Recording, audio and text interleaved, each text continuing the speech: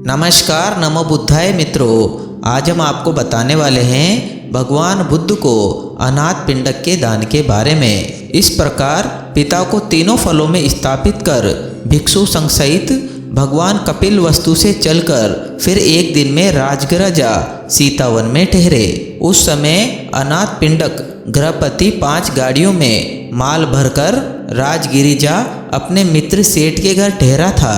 वहाँ उसने भगवान बुद्ध के उत्पन्न होने की बात सुनी। फिर अनंत प्रातः काल उठा और देवताओं के प्रताप से खुले द्वारों से बुद्ध के पास पहुंचा और भगवान का धर्म उपदेश सुन अनाथ पिंडक श्रोतापत्ति फल में प्रतिष्ठित हो दूसरे दिन भिक्षु संघ सहित बुद्ध को महादान दे। उसने श्रावस्ती आने के लिए भगवान शास्ता से वचन लिया। अनाथ पिंडक ने भगवान के आने वाले रास्ते में 45 योजन तक लाख लाख खर्च करके योजन योजन पर विहार बनवाए। अनाथ पिंडक ने 18 करोड़ असर्पी सुवर्ण बिछाकर जेतवन खरीदा। अनाथ पिंडक ने उसमें मकान बनवाना प्रारंभ किया। वह बीच बीच में 10 बल बुद्ध की गंधकुटी बनवाई। उसके इर्द गिर्द 80-80 सतवीरों के पृथक पृथक निवास बनवाए। एक दीवार 2 दीवार वाली हंस के आकार की लंबी लंबी शालाएं बनवाई। मंडप तथा दूसरी बाकी सायनासन, पुष्करणियाँ, टहलन चक्रमण, रात्रि के स्थान और दिन के स्थान बनवाए। इस प्रकार 18 करोड़ के खर्च से रमणीय स्थान में सुंदर विहार बनवाया भगवान के लिए और भगवान को लाने के लिए अपना दूत भेजा। भगवान शास्ता ने दूत का संदेश सुन महान भिक्षु संघ के साथ राजगृह से निकलकर क्रमशः श्रावस्ती नगर में पहुँचे।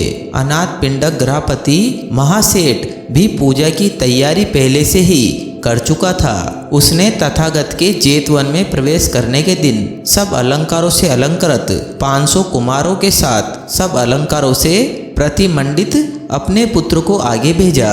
अपने साथियों सहित वह 5 रंग की चमकती हुई 500 पताकाएं लेकर बुद्ध के आगे आगे चला। उसके पीछे माँ सुभद्रा और चुल्ल सुभद्रा नाम की 2 अनाथ पिंडक सेठ की 2 बेटियां 500 कुमारियों के साथ पूर्णा घाट लेकर निकली। उनके पीछे सब अलंकारों से अलंकृत अनाथ पिंडक सेठ की देवी भार्या 500 स्त्रियों के साथ भरा थाल लेकर निकली। उसके बाद सफेद वस्त्र धारण किए स्वयं अनाथ पिंडक सेठ वैसे ही श्वेत वस्त्र धारण किए अन्य 500 सेठों को साथ लेकर निकला और भगवान की अगवानी लिए चला। यह उपासक मंडली आगे आगे चल रही थी।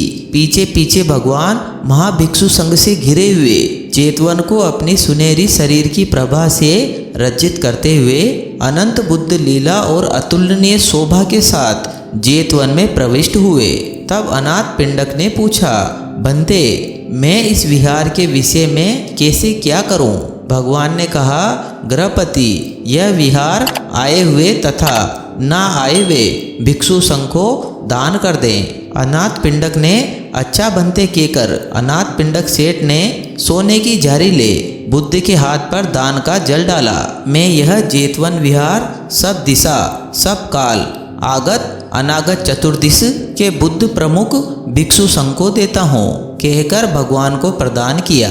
शास्ता ने विहार को स्वीकार कर दान की प्रशंसा करते हुए कहा, यह गर्मी सर्दी से, हिंस्र जंतुओं से, रेंगने वाले सर्प आदि जानवरों से, मच्छरों से, बूंदाबांदी से, वर्षा से और घोर हवा से, धूप से रक्षा करता है। यह आश्रम के लिए, सुख के लिए, ज्ञान के लिए और योग्य अभ्यास के लिए उपयोगी है।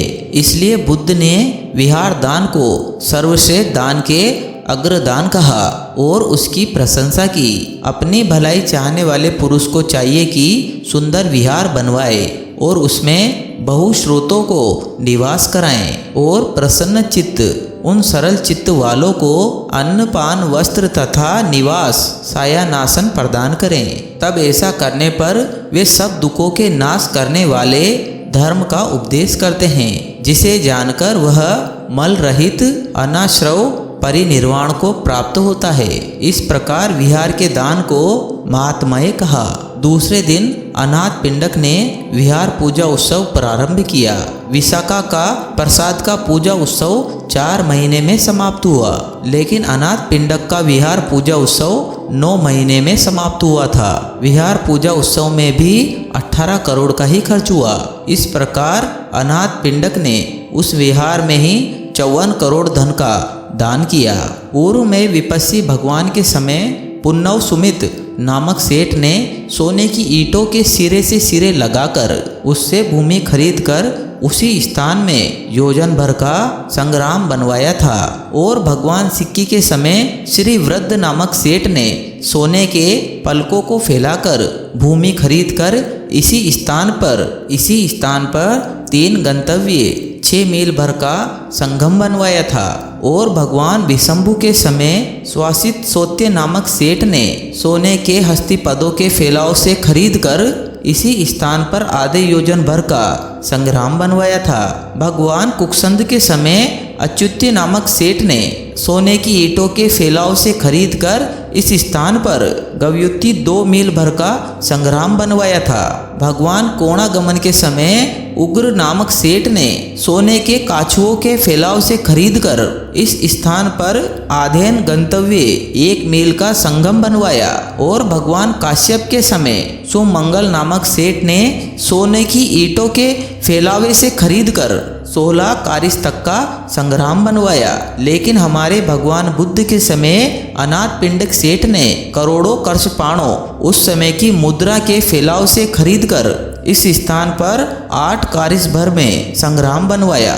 यह स्थान भी सभी बुद्धों के अपित्यक्त स्थान है। इस प्रकार बोधि मंड से सर्वज्ञाता पाप्य से महापरिनिर्वाण मंच तक जिस जिस स्थान पर भगवान रहे यह सब शांति के निदान है। तो मित्रों, आज हमने जाना अनाथ पिंडक के दान के बारे में। इसके बाद हम सब जातकों का वर्णन करेंगे। यहाँ पर हमारा जातक कथा का निदान कथा समाप्त होता है। नमो बुद्धाय। आप सभी का जीवन मंगलमय हो।